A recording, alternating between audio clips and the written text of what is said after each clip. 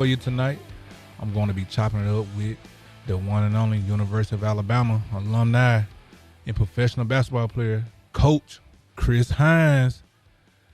And we will also be having with us B-Sci-Fi, the one and only Bo Scarbrough, the smash mouth, hard running Big Bo. Big Bo is what I call him, man. Man, Coach Hines, man, how you doing, Coach?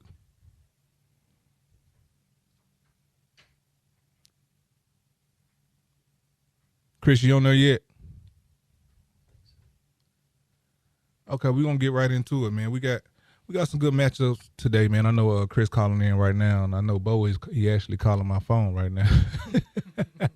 Well, we got some good matchups coming up, man. We got Illinois, they're playing Michigan, and that's at 11 a.m. We got TCU playing Baylor this weekend. We got Bama playing Austin Peay. We got Louisiana playing Florida State. We got Georgia playing Kentucky. And we got Ohio State playing Maryland, and they'll be kicking off. Well, Georgia and Kentucky be kicking off at 2:30. That's a big game this weekend, a real big game. And we have Miami and Clemson, 2:30. Ohio State and Maryland. Ohio State better not sleep on Maryland. I know that. Then we got Oklahoma. It's Oklahoma State, man. That's always going to be a rival. It's going to be a big state rival. It's going to be a big one. It's going to be a good one. We got Texas against Kansas. That's always been a rival. We got USC versus UCLA. Ooh, tough one. Tough one. When I think about USC, man, the first person that come to my mind is Reggie Bush. Yeah. Reggie Bush. Lindell. Reggie. Man, they done had some greats there, though. Like, they done had some real greats there, man. the backs, they done had the receivers that they done had, the quarterbacks that they done had, man, is insane. Chris, how you doing, man? Chris, you up and going now, man? Yes, sir. I'm here. How you doing, Trent? Oh, man, I'm good, man. We were just talking about a little football. We got the games kicking off this weekend, man. Roll Tide, baby. Roll Tide. Oh, B-Sci-Fi. My brother, man, look, like outside of, just sports and stuff, man, we developed that relationship, man, and man, I tell you what, man, bro has been there for me. If it's just a conversation or a job coming opening for a coaching job, man, he calling me, and man, he's trying to see me win, and then it's the same with mine, man. I had a player for him when he was at Coach. You was at Alabama State last year, wasn't you? I was. Yes, sir. Yes, sir. We had a basketball player, man. Coach was trying to get him down there, and man, we just had that connection, man. That B-Sci-Fi, that Bama love, man, and. That brotherhood is strong with us, man. I mean, I would tell folks all the time, they was asking us about the basketball team. I said, man, you seen the basketball team, you seen the football team. You seen the football team, you seen the basketball team. Mm-hmm. Whether you was in study hall, whether we were going to classes, whether we were going out, and if somebody got into it, we all got into it. Am I right, Chris? That's it. That's it. We definitely had each other back now. We had some fun together, man. Created some great memories, man.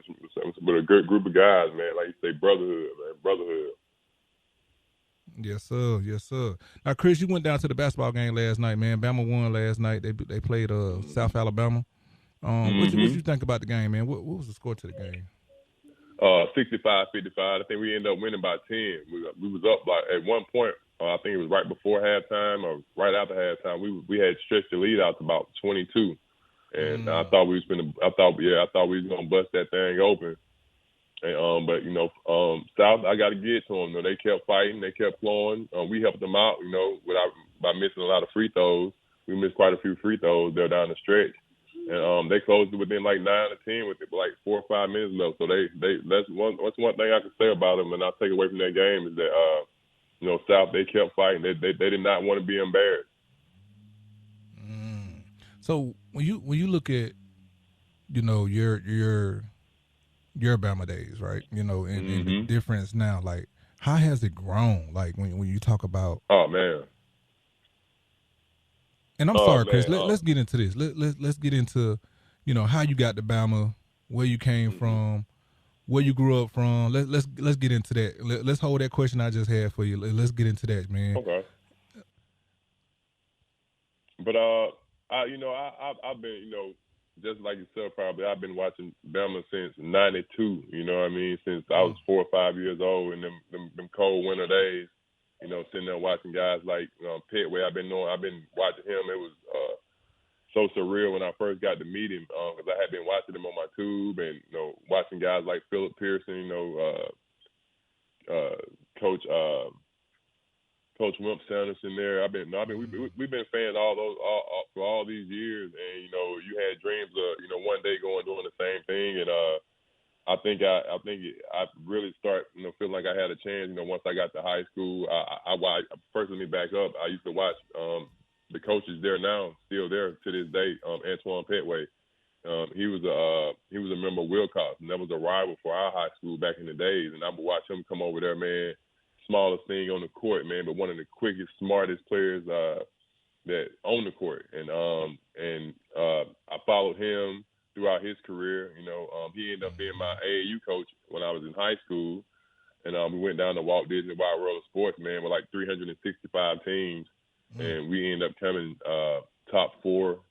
We was top five. We finished right outside the top four and finished top five in the country on the AAU circuit for the end of the season, end of the AAU season tournaments. They had like 365 teams. And then I knew, I said, man, you know what? I think when you have achieved stuff like that, I got a chance to play with Mikael Torrance. He was he was already signed to Alabama. I wasn't at the time, and I got a chance to play with him, and we developed a pretty good chemistry, pretty good relationship. And he ended up going on to go there and play. And like I said, I just stayed around. Petway kept me in his corner, man. And once he got the job at Alabama, man, I was his first recruit that he recruited once he got the job. And, man, I'm so blessed to be able to be in that circle, in that brotherhood of circles, and, developing a relationship with him and, continuing talking with him throughout my career and my playing days. And like I said, so when he got the job there at Bama, he recruited me. Coach Godfrey was heading out, and, Coach Grant was coming in. And I thought that was, being able to play for one of the first African-American, coaches in Alabama history. I felt like that was huge, you know what I mean? No way I could, leave on those terms. I would definitely like to, be a part of that. And it turned out worth it. It turned out worth it, man. And we had some great success there at that place, man. And I learned some valuable things that's now continuing to help me with life and develop some relationships with some, really good people, yourself included. I don't think people realize how important Coach Grant was to that program. Like, oh man, he's still going strong. He was 2019 basketball, Coach of the Year there at Dayton. Had a top 3 pick, and Obi Toppin is still playing strong with New York right now. Mm-hmm. The Knicks, and man, it's a great guy, a great leader of young men. Man, I mean, he is the blueprint and the format and the ground and the foundation of how to go about your business with coaching, man. I mean, he's a tremendous guy, and like I said, I still have a relationship with him and talk to him to this day. He just had a family member birthday in August when it's the last time we talked, and I talked to him back in August, man. And, he was in good spirits. Getting ready. He's up at Dayton now. We went and played them last year when I was at Alabama State. We went up to Dayton and played them, man. And he's back at home. He's doing great, man. He's doing great, and I just love to be able to have him to lean on and talk to. And when I got this job, he called and gave me his blessings on it, man. Told me if I needed anything or any kind of help at all, he would be there for me. That meant the world. Coming into this business, getting into this business, have guys like that to rely on. So, Coach Chris, man, I'm gonna call you Coach now. So, what are you now, and where are you coaching at? For the listeners to hear. I'm here in my hometown. I just left Alabama State. I was there with Mo Williams, and he got the job at Jackson State, so he's now down there with Coach Prime at Jackson State. And I would have possibly. Yeah, he's in the SWAC. Oh yeah, he's SWAC. He's definitely SWAC. If he ain't SWAC, who's SWAC? Who is SWAC? Who is SWAC? That's funny. I had somebody the other day to tell me Coach Saban not SEC. I said, if he ain't SEC, who is SEC? You know what I'm saying? But But yeah, so yeah, those guys down there, man. Shout out to Mo and those guys. They getting ready. They just started their season off. They didn't play like 2 games this year. I watched them, but this right here opened up for me in May once I finished up with my master's there at Alabama State, my hometown here in Evergreen, Alabama. We had a junior college that's been here since the '60s, and tons of people went there and graduated from there, and they never had a sports team. And you know, I think we just got a new president, Dr. Coretta Borkin, and like I think she's been there for like 3-4 years now, since 2019, 2018. And when I tell you she's amazing, and she's always looking for ways, you know, to better our community and better our city and better that college.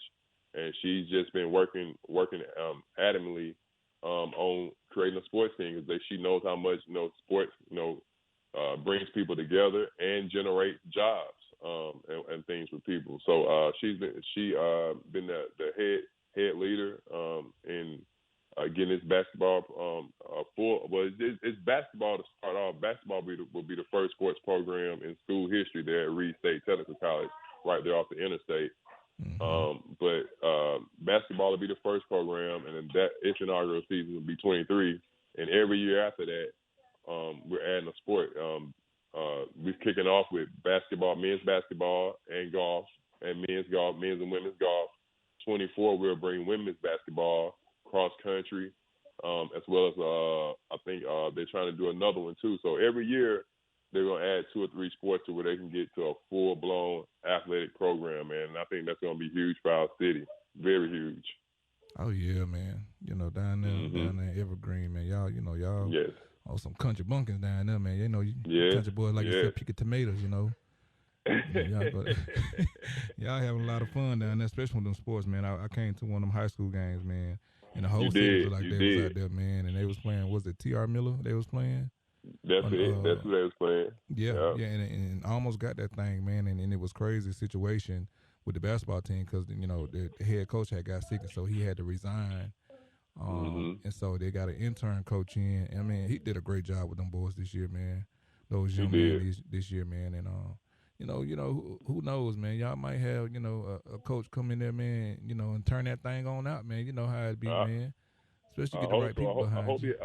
I hope so, and I hope he have a little son with him like you and TJ. They can step on that field and play too. We'll definitely be all right then. You know, who knows, man? It might happen, man. But I know, man. With you at the university now, man. When are y'all gonna add football? That's my question. And that's the thing, but I don't know. I don't know if football is allowed JUCO. You know, it's a JUCO. It's a junior college, by the way. It's a 2-year college. And right now the name is Reed State Technical College. But like I said, our president, Dr. Borgen, she's been working so hard to where we're going to be SACS accredited. We're looking at being SACS accredited here by next December, and we may have to do a name change once we get SACS accredited to Reed State Community College. So we're a 2-year school, and I don't know if they do 2-year football programs here in the state of Alabama. I mean, correct me if I'm wrong, but I don't think I don't have any knowledge of any when you got University of Alabama in Auburn, you would think that we would have some, but I don't know if that would take away from those big time football programs. That's big, man. And we looking it up right now. See, can we pull some information up, man? Because any football in Alabama, man, I feel like it's going to be a success. I feel like it's going to be big because of the fan base. The fan base is different in Alabama. It was different for me when I went anywhere. When I went up to the draft, and when I went to all the award shows, when I went up to the Heisman. And even Tim Tebow said it, man. This is the reason why I almost came to Alabama, because of that big fan base that he had up there. That Mark had up there when he was up there and won the Heisman, man. It's nothing like it. It's nothing like Alabama sports, man. I'm talking about from high school. Man, when I first got here, Chris, in Birmingham, I went to a Fairfield game, and it was somebody else, and it was the homecoming. And these people was out here tailgating in high school. And I was like, what is going on? And I've never seen nothing like that. And so seeing that, man, from a adult side, from a parent side, man, I want my kids to have that. And so, man, just looking at it, man, like even for Little League now, man, like they do tailgate, man. And so I have fun with it. We didn't have that in Florida. So for me, man, it's been a major shock to me, a culture shock to me, man. And it'll get better and better every year.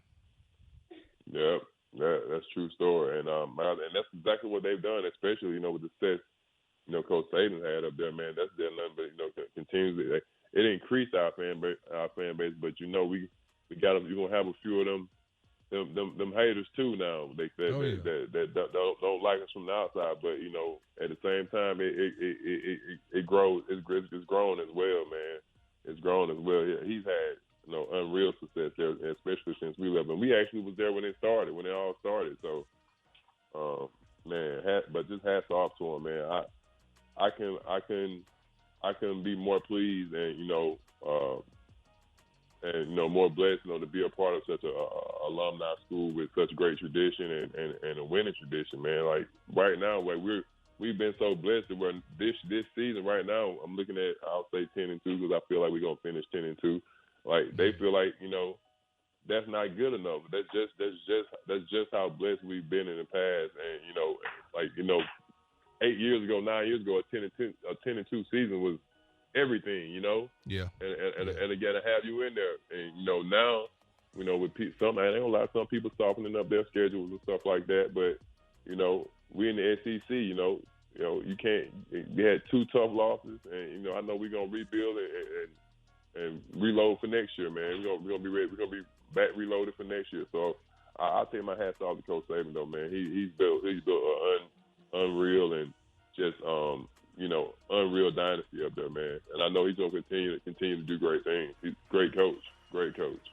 Yes, sir, man. And look, we got to take a quick break. So sit back and relax and get ready for some great conversation right here with your host, Trent Richardson, on the ropes with TR3 coming live from AVX Studios and here in downtown Birmingham. We'll be right back with the coach, Coach Chris Hines, man. And guess we do have Big Bo lined up.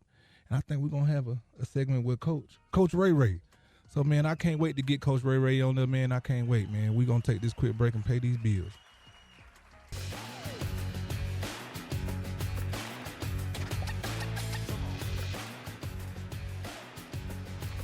We are back. You are listening to The Ropes with TR3. I'm your host, the man himself, the legend, Shake and Bake Trent Richardson. So let's get back into it with Coach. Oh, we got Bo on there too. Bo, you on there, man? Bo, you on there yet? Coach Chris, you still on there? I'm here. Okay, man. Look, people want to know. People want to know, man, some of your funniest times at Alabama, and they want me to be in on it too. What was some of your funniest times you had with me there?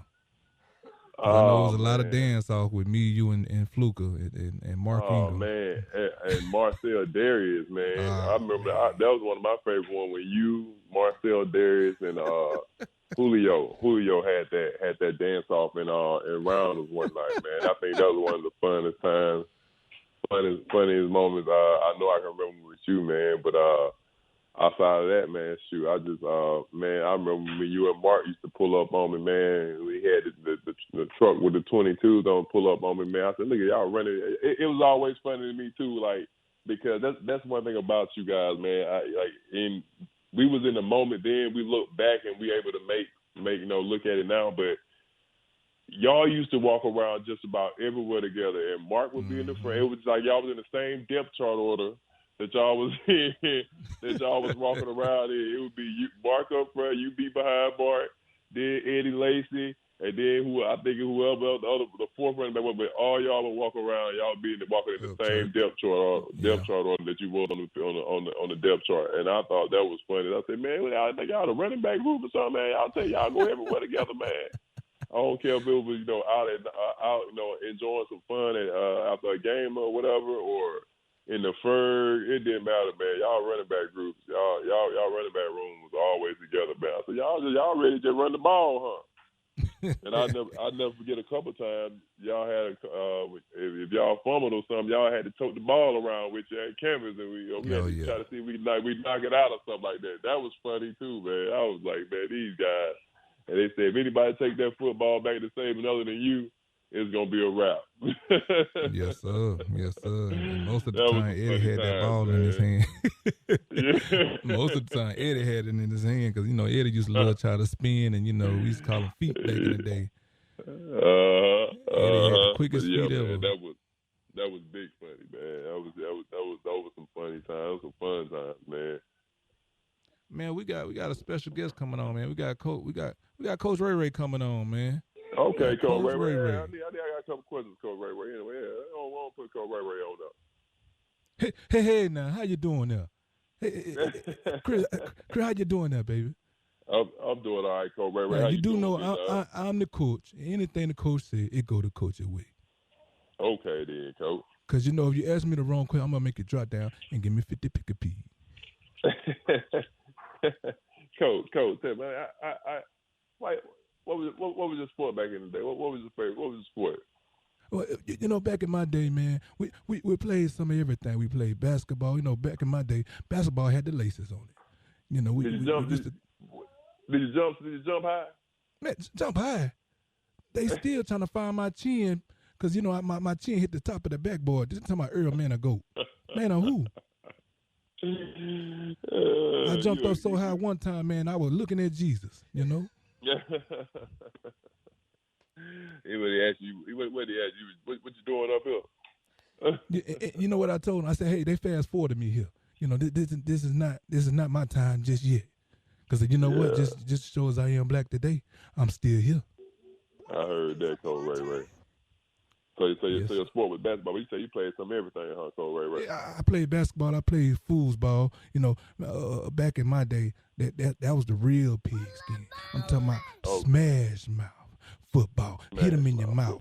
I'm talking about we used to have monkey wrenches on our what you call these things right here? Our forearm when we played underneath all that tape. So we ain't do all that you gotta have double pad. We ain't do all that. What position you played in? Since you had them little small pads on, what position you played in? Hey! Now I'm the coach. The coach played every position except for center. Every position except for center. I heard and the play I used to love the most, the position I used to love the most. I used to come down hill on them boys, baby. Yes, sir. Okay. Yes, sir. I used to come down here, and when I come down here, them folks didn't know what sheep they was counting, what Tweety bird they were looking at. All they know, they seen the hospital for the next 45 days. Not 45 minutes, 45 days. 5 days. Because the coach ain't playing no game, baby. I know they got this new stuff. They got the pickleball now. Hey, we didn't do the pickleball. We didn't do the pickleball, baby. We did everything except for the pickleball, baby. Did you have any guys on your team that went to the NFL, Coach? Well, I played for a few minutes. I played a good 13 years. And I had to get up out that thing, baby, because I gave out so many concussions. Man, concussions start writing me off. I heard that. Oh man. Back in my day, they called them the Pittsburgh Seahawks. Pittsburgh Seahawks. Who was our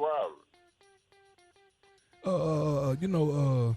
Back then they had the Baltimore Colts, but that was back in the day, man. I know we got to take a quick break, real quick, and let old Trent pay some bills, man, because he looked like he worked with a T-Mobile phone over here, or what you call that cricket service over here. So, Coach gonna be right back after some of these important messages and some of these sponsors. Stay tuned with the ropes with TR3.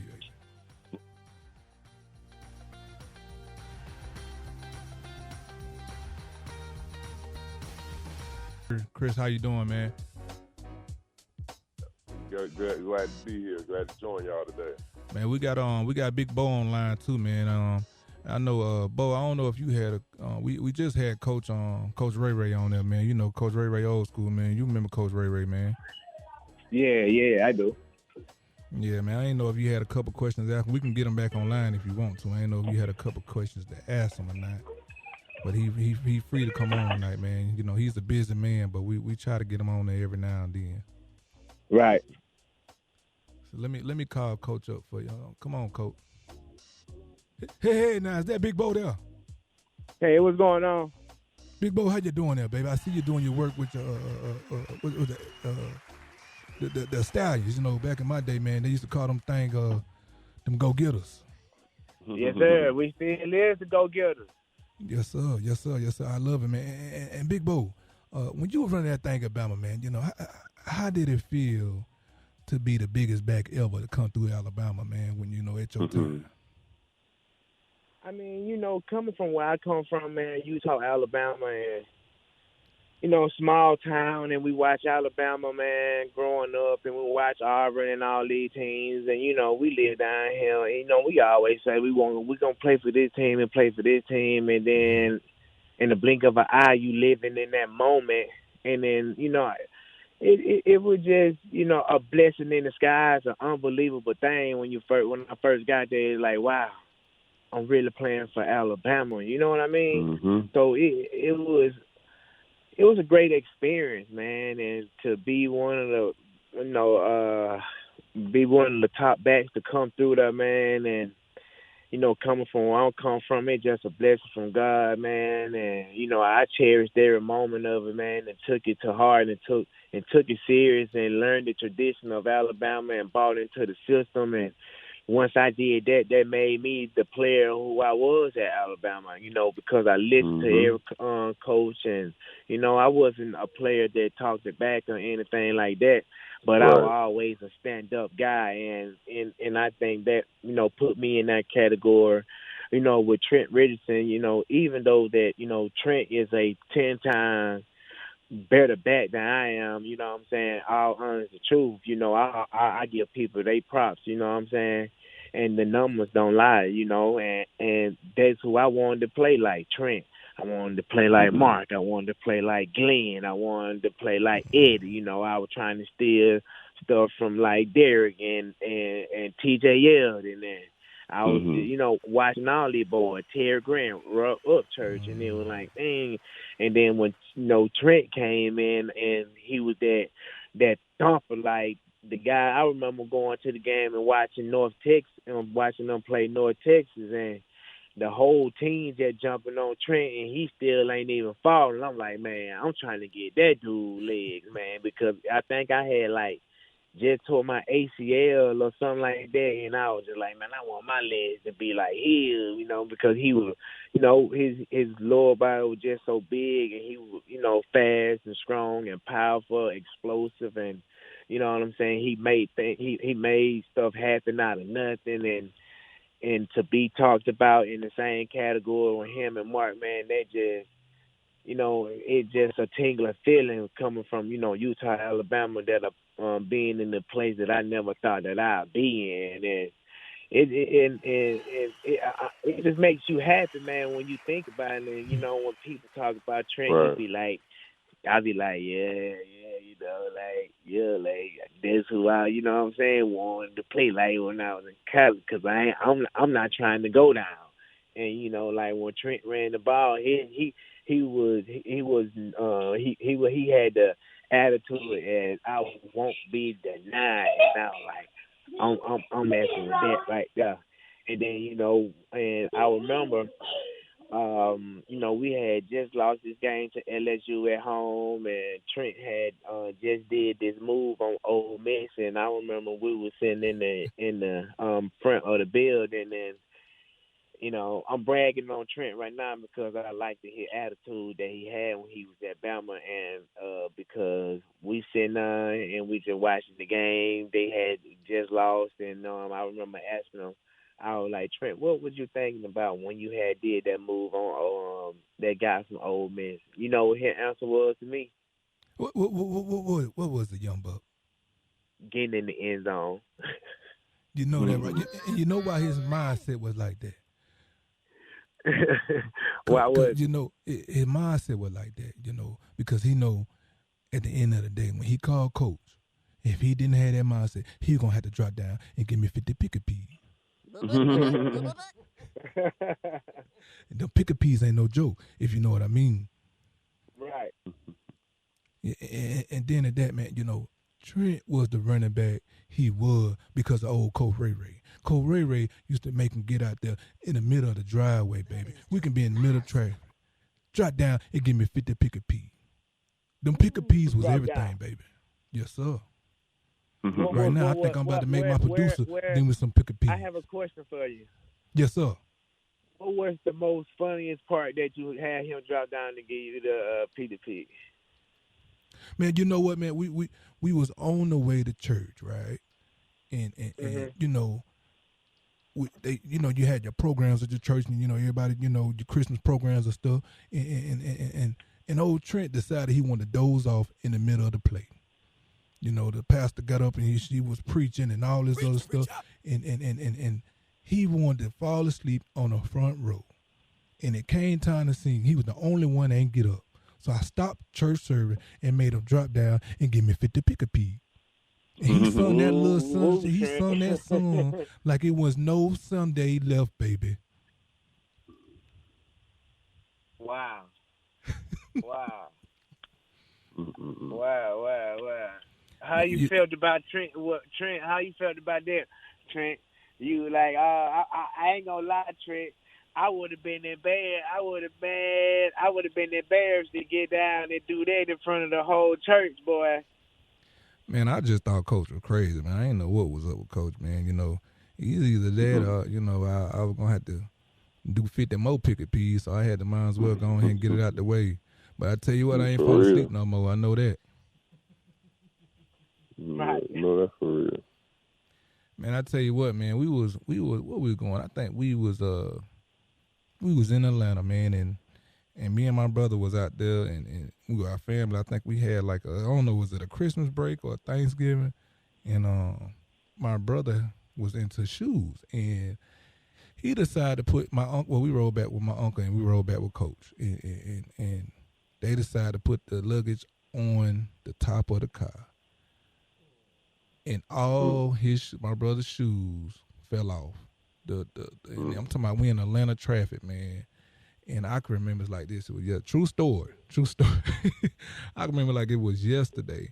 And man, I'm talking about I was doing suicides, pick a peas across that road. The only thing I could think in my head was, man, I better get these shoes because I'm gonna have to do these pick a peas. And that what kept me going, crossing I think it was 6 lanes on the interstate on the right side.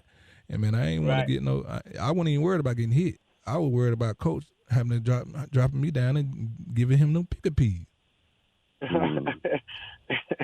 Wow, boy, I see why when you came to college, your shows were the way they were. Now, Chris, I got a question for you, baby. What's up? When you go up to dunk, do you give me do you give me one of them love tap dunks? Do you go up strong like we used to do back in the 50s and the 60s? But I was just going to say, I get when you're young, and plus like I say, you was imitating. Back then we had the Sean Kemps, we had the Dominique Wilkins. So when I first started dunking, that facial expression and that sound was everything, especially if you dunked on somebody. You had to let them hit. But, as you got older, and even this generation is more into it now, they just throw it in there. Because I used to get these little things on my hand, these little knots on my hand from the rim. Mm-hmm. And so as I got older, of course, I just started just throwing it in there. And, you learn that 2 points to 2 points. You're going to throw it in there, make a little impact. Unless they talking noise to you, you might bring back the old days and scream at them. But I started off yelling and screaming at them. But by the time I got older, and 2 points was 2 points, and you just wanted to get up there and get down and get back down the court and get back on defense, you just learn to throw it in there and run on back. Yes, sir. Now, Big Bo, I know you 6'8" yourself. When did you start dunking? Big Bo can dunk. And was you? I know you 6'8". I know you 6'8" playing running back, Big Bo. What was the first time you started dunking? And was you one of those Bama players that used to get in trouble for going in the rig and playing basketball? My first time dunking, I was in the 8th grade and the Seton County tournament. My boy was we was in the corner and I was down low in the post, and I was asking for the ball. I had him bagged down. I was one of those. I was in the 8th grade and I was trying to play like Tim Duncan. I was trying to play dirty. You know what I mean? So you know what I'm saying. I ended up drop stepping and then just going up and just dunk. Boom. I ain't even know I had dunked the goal. The whole crowd said, "Ooh!" And then you know what I'm saying. And I realized I had dunked. They had called the timeout. You know what I'm saying. Everybody was going crazy. So. Then when I was in 8th grade, then going over into the summertime, I'm over there at Alabama. You know what I'm saying? We used to, our high school had tournaments. Well, like little summer tournaments over there and stuff like that. Mm-hmm. So, we were playing against guys that they were watching and stuff like that. I'm in the 8th grade, but technically I'm in my 8th grade summer going into the 9th grade. You know what I'm saying? And I'm on the varsity team, so like I'm getting down and dirty. Like I'm playing guys ball to the backboard. Like you can add Reggie. Reggie know that I was a pretty good basketball player. You know what I'm saying? Reggie ain't dunk. We played against Reggie. Reggie didn't dunk until I got taken out the game. I guarded Reggie the whole game. He did not dunk until I got out the game. And I remember, when I was. We gonna get Reggie on the phone because I like to pull receipts, baby. But we're gonna take a quick break. Pay some bills. But Reggie's a good football and basketball player. Now don't get me wrong, but I promise you, I remember like it was yesterday because I was proud of myself for doing that type of shit.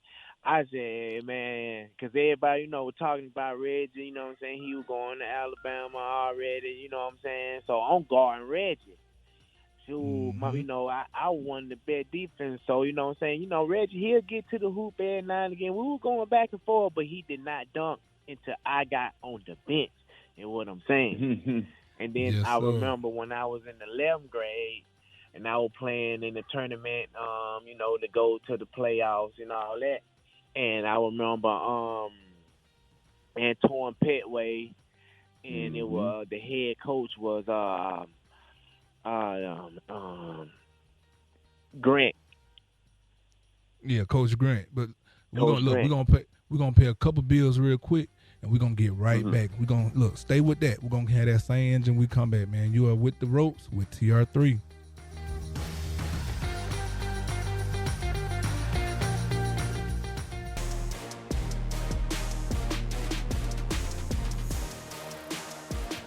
Coming back to you live with great conversation with our special guest, Big Bo. He in the building, man. Big Bo, man, tell me this, man. Tell me some of your funniest memories at Alabama. And I know, Chris, you got some too, but Bo, tell me yours real quick. My funniest moment at Alabama. Oh, man, I got so many. My funniest moment, man, is when me and Coach Burns had got into a little altercation at practice. And I'm laughing because I know anything got to do with Burns, it got to be y'all getting into it because he ready to try to whoop you because that's how Burns was. Old school, smash mouth. He going to give it to you raw, and it ain't going to be no other way. Right. So, I had just had a good game against LSU. It popped off with Tennessee, and then from then I was, kind of, going up and going up. And then we was getting ready for the SEC championship. So it was this Thursday. It was just like Coburn got on to me in the meeting, you know what I'm saying? He just at me. So we get to practice. I'm talking about like Trent. Like I'm talking about like I'm doing everything perfectly. You know what I'm saying? So you think? He like, Bo, what are you you doing, man? You just don't know nothing. Every time I put you in, you on the wrong thing. You don't know nothing. I said, Coach, you just told me to do it. I ain't tell you to do nothing, motherfucker. You know what I'm saying? Like he going off on me. So, man, I, took my helmet off, man, and then I had took my helmet off and, man, whatever, you know what I'm saying? And he was like, well, go on then. You think we need you? We'll play this game without you. You know what I'm saying? So I had got up and I was walking behind him. This is the funny part right here. So you know how when somebody in front of you and you be walking behind them, then, they'll just turn around and they'll end up bumping you. You know what I mean? So I'm walking behind him. He end up bump me and told him, oh, now you want to fight. Now you want to fight me. I tell you what, after practice, you just meet me behind Jax. You just meet me behind Jax. I'm going to show you I ain't the one to play with. You know what I'm saying? So that man, that was probably one of my funniest moments with Coburn, man, because at the end of the day, man, what makes it so funny, I thought he was actually serious with me. You know what I mean? Because I go up to his office the next day, to see what was going on and to apologize. And then I'm sitting there, he came in there, I'm telling my man Coburn, I'm crying, laughing. He was like, man, I was just joking with you, man. I was just trying to get some fire up on him. And he was like, man, you the first player to ever talk back to me. That's what I'm trying to get these boys to do. You know what I mean? But I think I had one funny moment with Coach Sager when it was like, I was like, Coach, I was running down on special team. I was like, Coach, he holds it. And then he grabbed his private park and was like, hold it. You know what I mean? Yeah, man.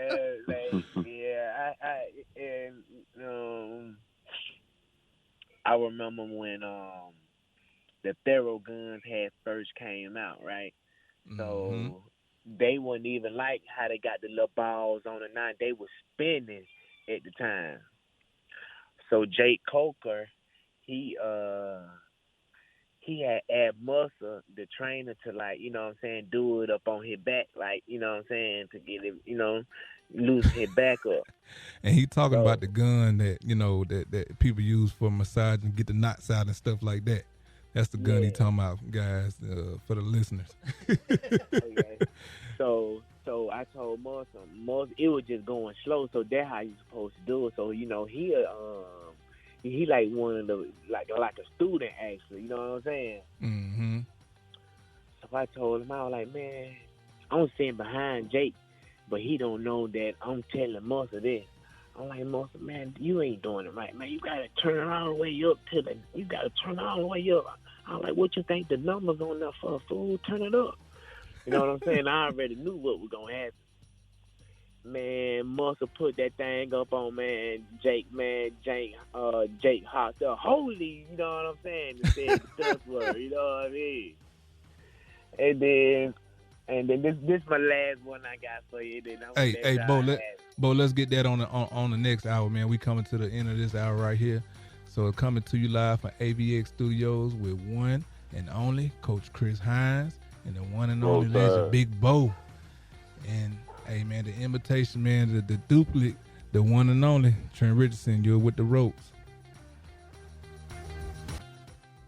You had another funny situation, man. Well, let's hear it real quick. Yeah, man. So there was 3 showers in the all the showers used to, Trent, them showers used to get steaming hot to the point to where it'll burn you, you know what I mean? Yes, sir. So what I used to do was, people used to be standing at the edge, waiting on these. It was these 3 shower heads where the water just come out so perfect, like a hose pipe, you know what I mean? Yeah. But it was coming out pretty fast though, so what I do was, you know what I'm saying, I turn it on hot, I turn it all the way on hot, and you know how it take a little while before that water actually come on up out of there, you feel me? Mm-hmm. So what I used to do was, you know what I'm saying, I make sure I'm all clean, you know what I'm saying, got all the soap up off of me, then I throw the water on hot, and then, you know what I'm saying, I still be up on it up. By the time I feel it getting to that point, I'll hop up out of it, and I was like, there you go, Jake. You know what I'm saying? Like, yeah. I was like, shit, you can get the shower, Jake. Man, Jake jumped up under that shower, man. I was talking about, I can't say the word that he said when he came up under that shower, boy. He said, I'm going to get you at the end. He said, I'm going to get you, but I owe you two. I was talking about, Man, I used was to just kill him with that Jake. shower stuff, man. I got Yeah. Eddie Jackson in the same way as well. Oh, Eddie, man. My dog, Eddie. Man, I was just with Jake not too long ago at a golf tournament, man. Man, people don't realize, like, Jake is almost like 6'6", ain't it? Like, Jake is tall. Jake is huge, bro. Like, people don't realize how big he is. Right. I mean, right. He big. probably not compared to you and Coach Hines over there, because both of y'all 6'8", 6'10", Coach Hines. But, you know, man, Jake, man, shoot, Jake huge. And he was strong, too. He can take a lick. That's one thing I liked about Jake. Like, Jake was not afraid to take a hit. He'd lay that boom on you. Mm-hmm. Yeah. So, Chris, I got a quick question for you, man. When you hear Coach Oates talking like he talking, man, like, you know, just the discipline in, you know, his voice, man. Like, what is, you know, the difference from, you know, from being, you know, underneath him? Well, I know you weren't coaching underneath him, but, you know, for guys to be up underneath that leadership, like, for those little small things, what's the difference in to becoming a winning program now? And I think I get what you're saying. I think you know, a lot of difference that like I said, I didn't coach up under him, but I've been around him a little bit. I watched him coach. I watched him on TV. I watched his players play. And I'm to be honest with you, I think you know, and I really do feel like he's big on disciplinary, man. I can tell by the way, you know, he carries himself and his staff you know, goes about it. But I think he definitely, you know, allows the players a little more freedom. And I think that's no knock to Coach Grant, because, you know, the game has changed every year. The game of basketball and even football, you know, evolves. You know, like, you know, it wasn't you know, a lot of the stuff they're doing in football now to win. We wasn't doing it back then. We ran the ball a lot back then. Now we air attack, you know, air raid. Same with basketball. Back then it was defense, and like football was defense. You know, it was defense. You know, hard nose. Taking care of the ball on the offensive end, you know. But, you know, with Coach Oates a lot, I mean, he loves to shoot the basketball, and nowadays in recruiting, and you're a recruit, and you see that, and you see guys out there, you know, getting up, you know, shot after shot after shot, opportunity after opportunity after opportunity. As a young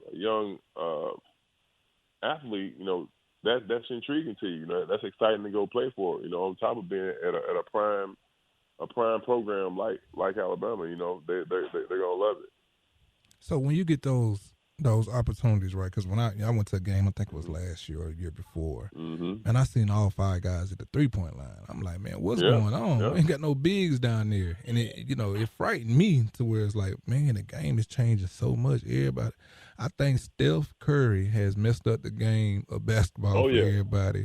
When he comes with the, you know, the marvelous shots that he make, but it's not the, you know, shots that, you know, people put in work and, you know, working on everyday type shots. He like every shot that Steph Curry almost take is almost like them 5, 4, 3, 2, 1, you know, type shots. You know, that you off balance, that you leaning, you backwards, shooting for half court, and I think, you know, everybody think that they're a 3-point bucket now.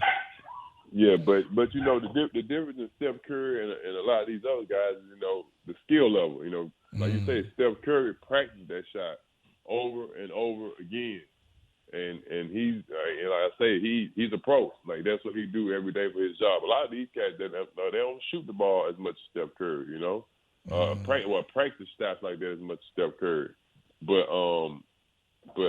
he's definitely, you know, like I say, you know, as the NBA game goes. It trickles down, you know, even all the way through the high school. So and like I said, over the years, you know, like I said, it went from a spectacular dunk being the leading place, and now, you know, everybody wants to shoot the three.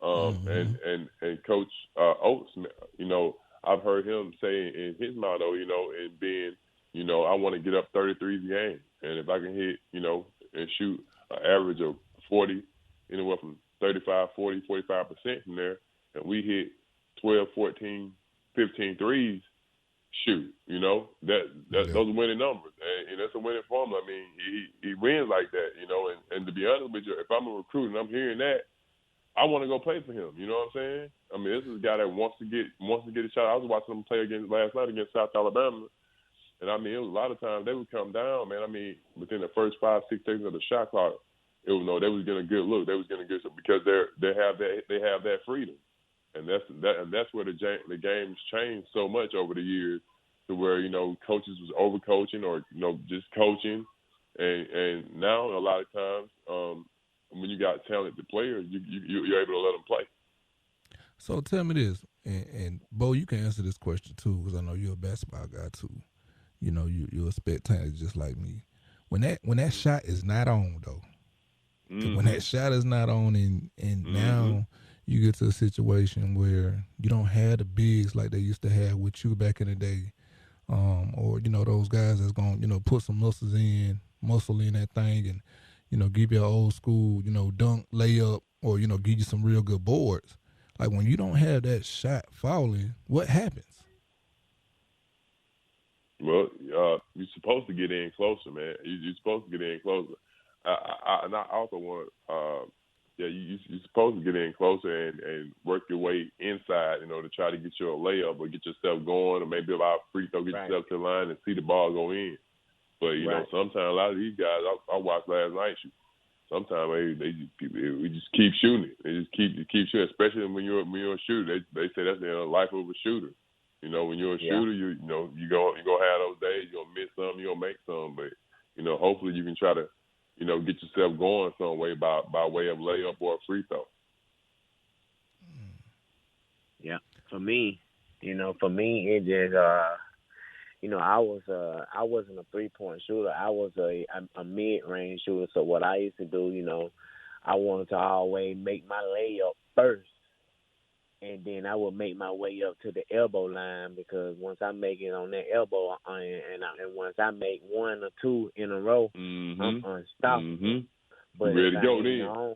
You know, if I ain't on, you know what I'm saying, I'm gonna get it up out of my hand, because I'm the type of guy, I don't want to feel like, you know what I'm saying, that we lost because of something that I did wrong, worrying about, you know what I'm saying, trying to be that guy, you know what I'm saying, instead of trying to use my teammates, you know what I mean?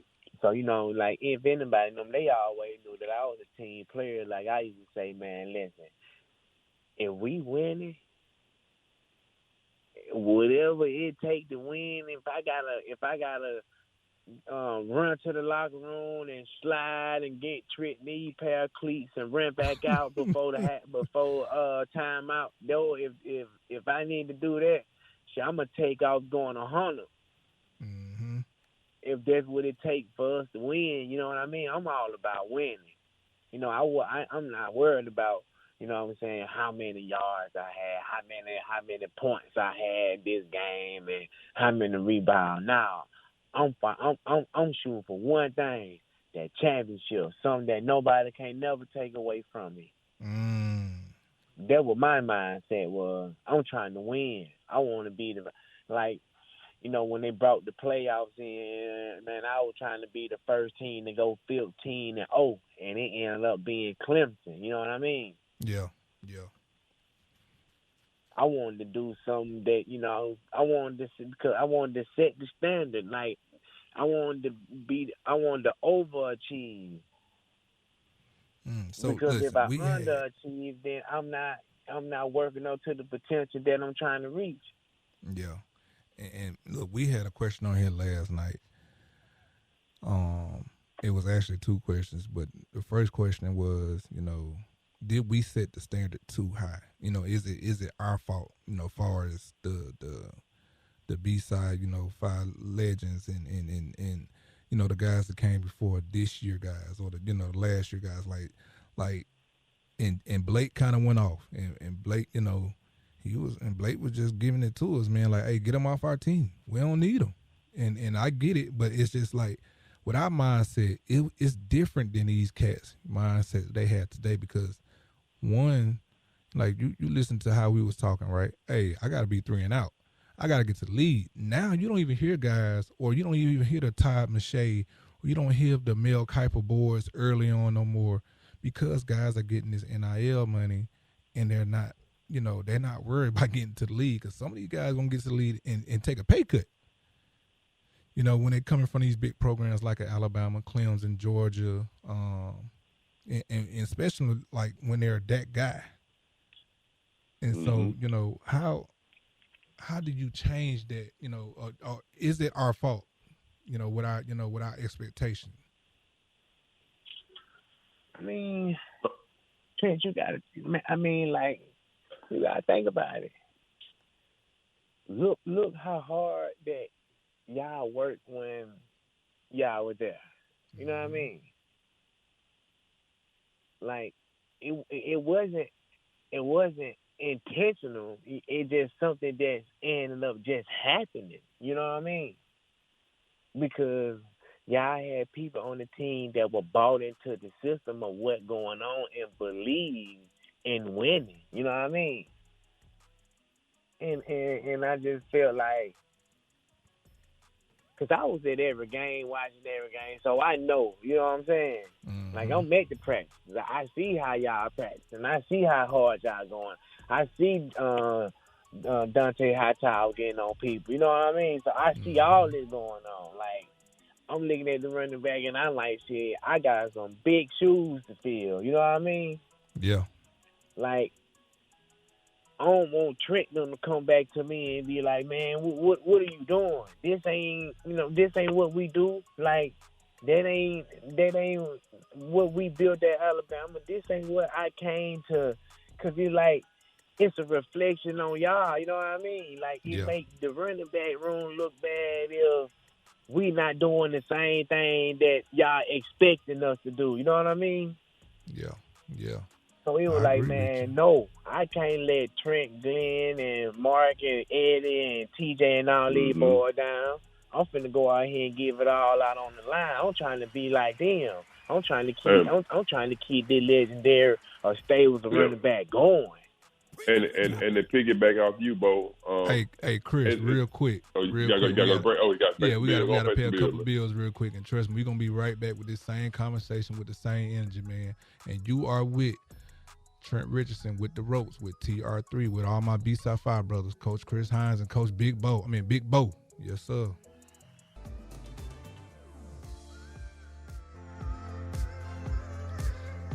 We are back in the building, coming to you live from AVX Studios, downtown Birmingham, and you are listening to The Ropes with TR3. I am your host, Trent Richardson. So, man, real quick before we jump into it, man, we got a new sponsor coming on, man, with some of the great guys, man, and it says, hey, don't sleep on the ones. One of the best Bloody Marys mixes of the holiday, Southern Roots. It's made in Alabama, man, in your backyard. So trust me, man. Don't take it just for myself, man. Trust me. Y'all go online and order it, man. That is southernkits.com. That is southernkits.com, and grab you one, man. It's a great tailgate party mixer, and it's still some of the best Bloody Mary that you can taste, man. I done had me some of myself, and I don't even drink alcohol, man. So that mixer, man, just made it so much better. So real quick, man, I know, Chris, you had some remarks on the last question that we had. For sure. Coach, what was your remarks on that last question that we had? No, I just was picking back off Bo. He had said something made a very interesting point. Like, when you right before your years, you go. Hello. Yeah, my bad. Oh, it's all good. But yeah, you're watching the program that you feel like you got a chance at going to. So, and you see their success, like, and the last thing you want is to go there and have a drop off. You always want to go there and excel and set those expectations even higher for the next group of core guys.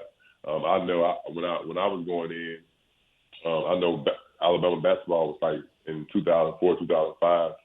In that time with Richard Hendricks and those guys, and Irvin Bentley and Kennedy Winston, they was ranked like they had got to be like number 4 in the country. I saw that success, and I said, and I also saw the drop off there in 08, 07, 08, and I saw a little drop off, and I was like, man, when I go there, shoot, I want to pick it back up, and we was able to do that. My last year there, we went 19-0 on our home court. We had a home court record going. I'll never forget it because I know he said that, and it rung a bell with me.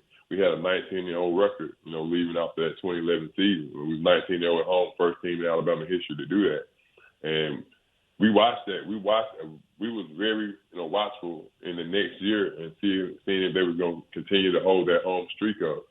And they dropped the game against Georgetown, and like he said, those guys are gonna be mad. We was mad as hell. We was mad. We was pissed off. You know what I mean? It was like we started that streak and we wanted them to continue it. You know what I mean? So when you going into like I said, a major university, high major D1 like the University of Alabama, you always want to continue to go in and set those expectations high. And I think that's the same thing that happened with you guys in football. He came in, he saw the bar, he saw where it was at. You guys group raised the bar. The next group came in, they saw where it was at, then they raised the bar, and now we done got to these expectations to where we feel like every season we're supposed to go undefeated. You know what I'm saying? And I think that's and it's nothing wrong. That's a good problem to have. But yeah, I definitely wanted to echo that. And last thing, Lee, I didn't get to comment on this earlier when you was talking about the football player that was a basketball player. I got to give a shout out to my dog, Rolando McClain, because that boy stayed in the gym with us. And that was my dog. I used to love seeing him in the gym, man, because I know he was coming out there to compete, man. I had many battles with Rolando McClain, my boy Nico Johnson. Shout out to them too. They used to come in there in the gym, and we used to get busy. You know what I'm saying? I'm talking about physical. They brought that SEC defense to the basketball court in there in the rec, man. So shout out to them too. I didn't hear those two guys' name called, but Nico Johnson and my dog Rolando McClain, man, they bring it on the basketball court. And Roe was a very good basketball player, man. Yeah, man, I can remember that day we was in there playing ball. It was me, you, I think Jermichael and Tony Mitchell, Roe, Nico, maybe Ed Stinson, and and Roe homeboy Tweety. Tweety or Tweezy, it's one of them. But man, Roe had got mad, and because one of the basketball players, I don't know who it was, they had called a foul, and Roe was like, "Man, y'all do this for a living. Y'all do this for a living." Y'all and then he kicked the ball up in the ceiling. Yeah, I remember. I'm talking about. We was like, man, you a linebacker. You need to be a punter or a kicker or something. Put it in. That thing went some yards, at least 40, 50 yards high in the air. I mean, we was all stars. So we was like, dang, don't forget the fact that he just punted the ball. We was like, look how far he punted the ball. And Roe was one of those guys. He competed on every level. He didn't care. No matter what he did, yep. Man, and listen, when I look at a leader, right, and a true competitor, like Roe was like the bar. Like he was the guy, like how Bo saying that he didn't want to let me down. Like I didn't want to let Rolando McClain down. Yep. I didn't want to let, I didn't want to let Glenn and Mark and them down either, but I did not want to let Rolando McClain down. He was our leader. He was our voice. Like even when he left, so that 2010 team, when he came back and we didn't win a national championship, and he seen like the lack of the leadership, he seen the lack of, the discipline that we had, and accountability, and we was doing fourth quarter, and we was doing a fourth quarter program, and so when he came back and trained with us, right, I remember him pulling us to the side, like the whole team. He cussed us all out, and we couldn't do nothing but take it. But he cussed me. He called me and Dante out. And he called Fluke out, but he definitely called me out. He was like, "This supposed to be your team. Like, what you gonna do about it? Get them linemen in shape. Y'all get in shape. Y'all got to do better. Y'all got to do better leadership." Like he chewed us out. He was like, "Man, the reason I come back to Bama and train because they don't get no better than this."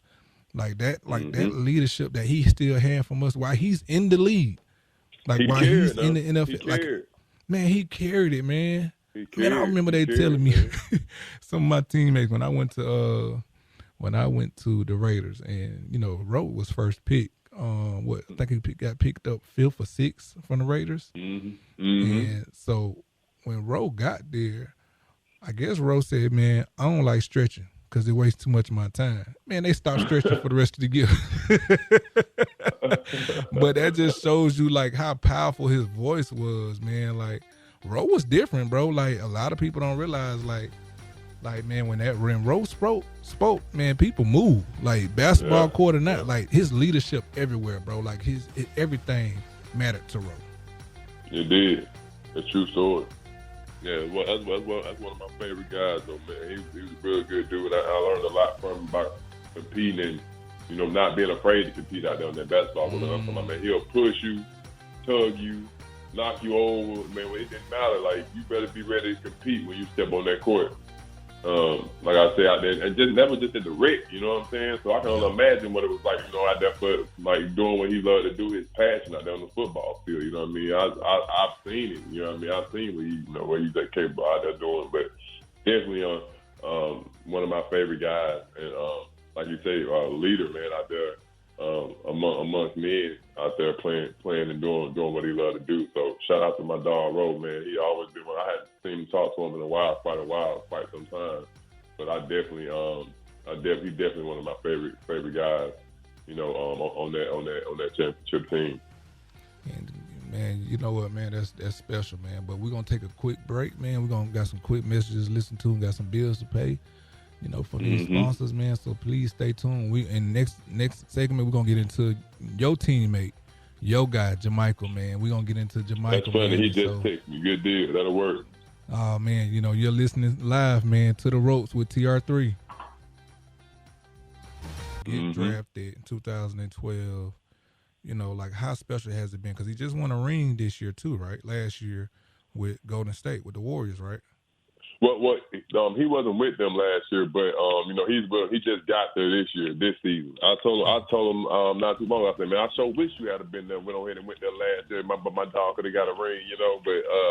But no, he just got there this year, and hopefully they can get back to that level of play, and he can you know, still in one this year. Yeah, most definitely, man. Well, just watching him grow, man, like you see him from a kid to a grown man. You know, right? Like I saw him a couple years back, man, and we chopped it up. And I had a football lead out here, and he was at the championship game, man. And so just see my brother, man, that was special. He came over there, I hollered at him and his dad, and you know, man, just to be in Montgomery, man, you know, in his hometown, hosting that championship game.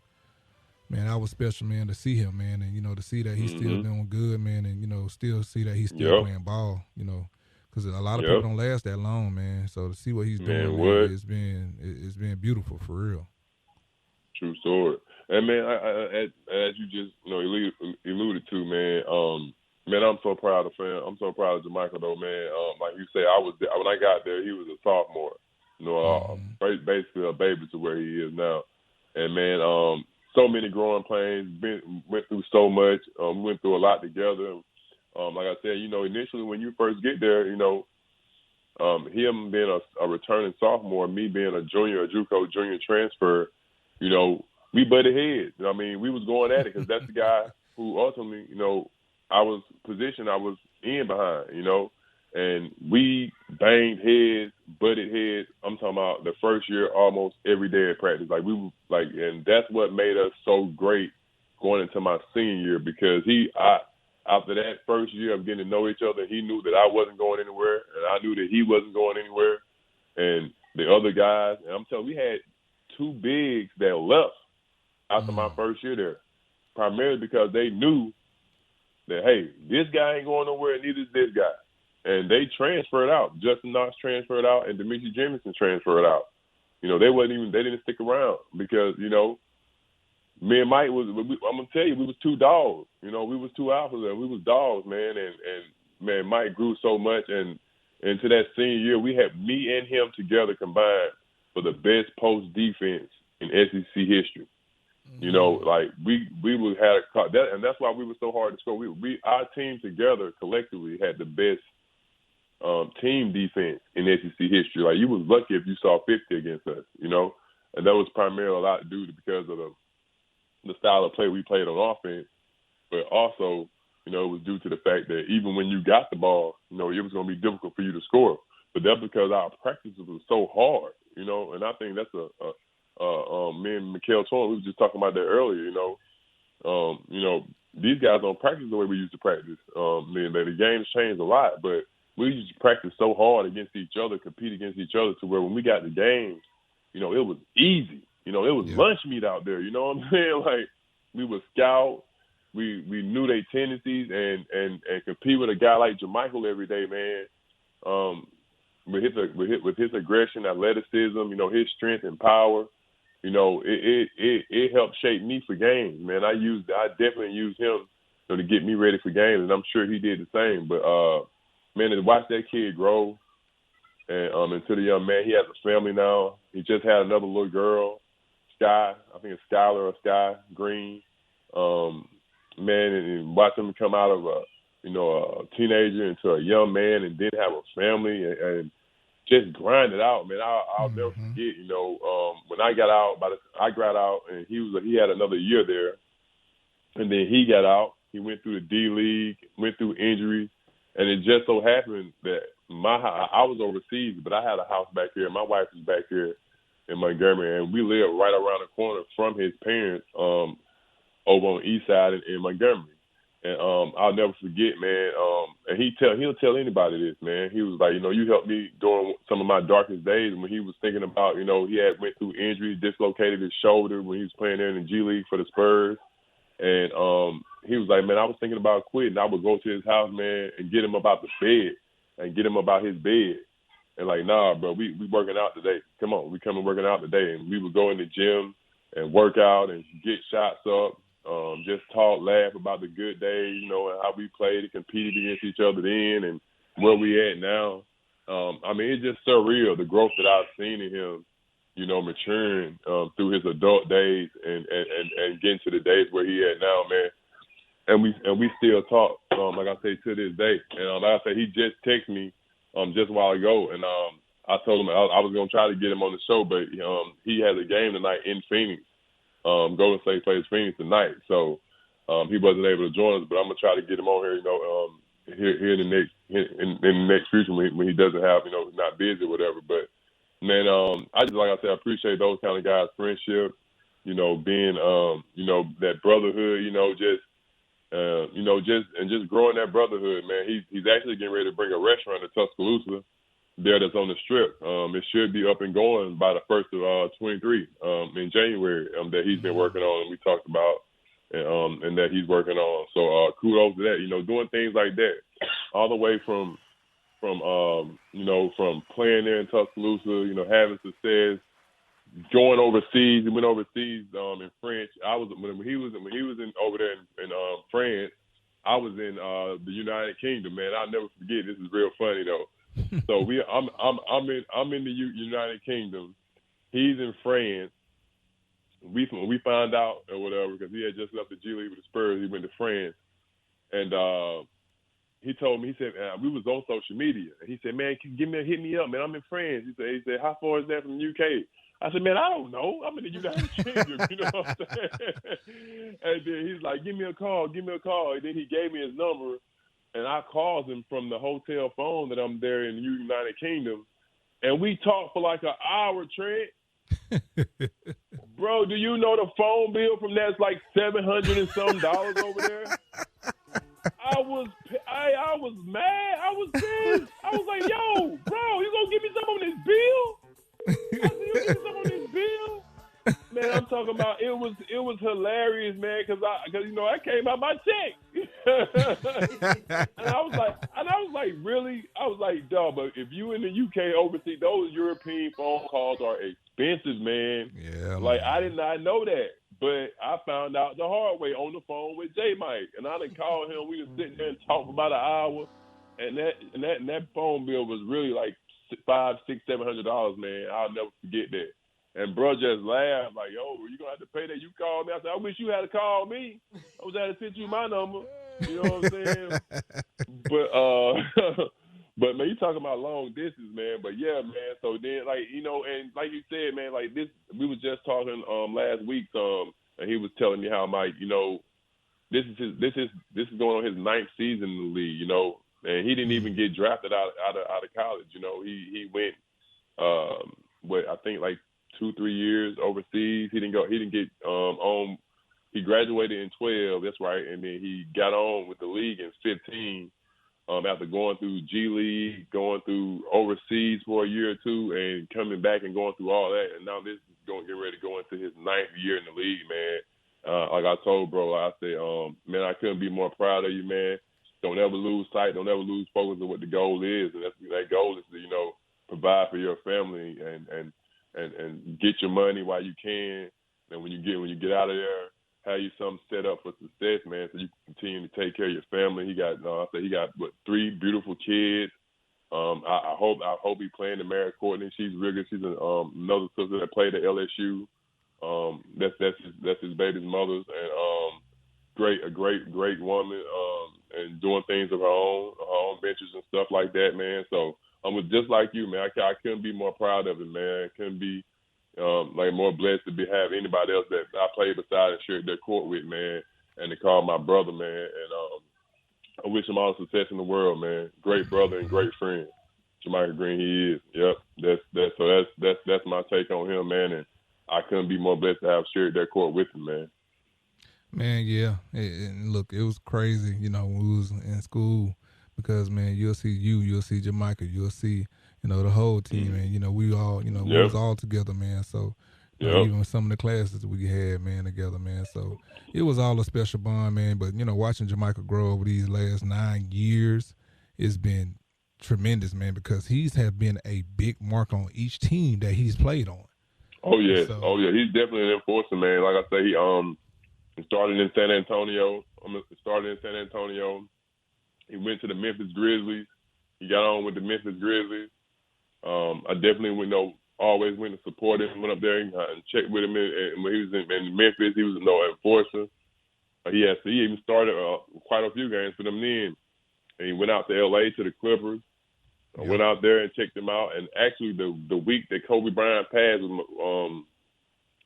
Kobe passed on that Sunday, I believe. Kobe passed on that Sunday. Jamaica had invited me to the game. The Clippers and the Lakers were supposed to play that Tuesday. And he had invited me to the game. And I was actually on my way to go see him play against Kobe Bryant for the first time that Tuesday. And Kobe passed on that Sunday. And I still end up going. And things, but yeah, he went out there to the Clippers, and he left the Clippers. Went to Denver, but he was a huge intricate part of that team. I think that was great. He always said great things about Jokic. He said that's one of the best big men he played against. I got a little salty with that, but I'm gonna let him have, because Jokic is a pretty big fella. Yeah, man. And that's crazy, because that time, man. It's one of the craziest time in the world at that time, man. But we're going to take a quick break real quick. We got to get to our last segment. We're going to close out, man. We're going to let you leave with a few remarks on our last segment, man. So, y'all, please stay with us. Sit tight real quick. You are with Coach Chris Hines and Trent Richardson with The Ropes with TR3.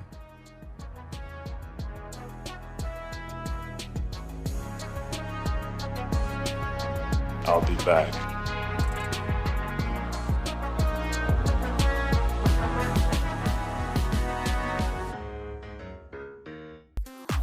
Yes, sir. No, sir. And always be ready to be a part and be willing to be a part of something that's bigger than yourself.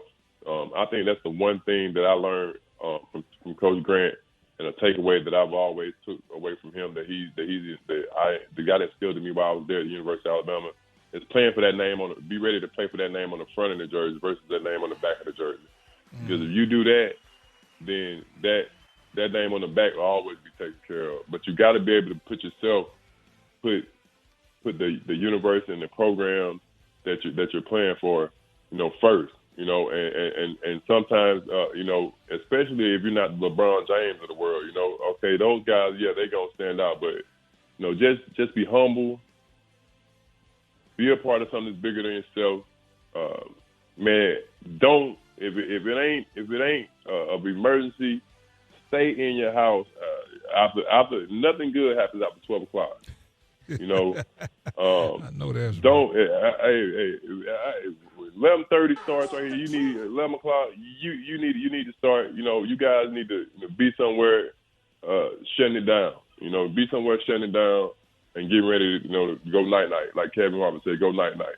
You know, and y'all you know, be thankful for your parents if you got parents. Always tell your parents you love them.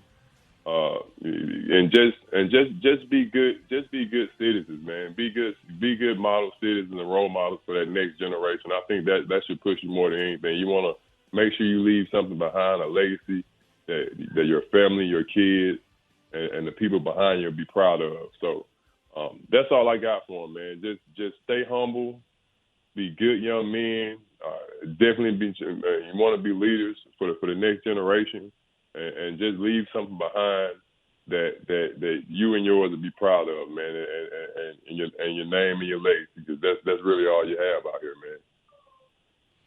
Yeah, man. You know, just watching you grow, man. You know, from the time I met you, man, is look, man, it's been a tremendous jump. You know, and especially watching you grow into fatherhood, man, it's been, you know, a growth spurt like no other, man. You almost grew from, you know, 5'11" to 7 foot, you know, within a short amount of time, man. So, you know, just looking at everything, man, I'm proud of you, bro. Man, you had nothing but love and support from this way, man.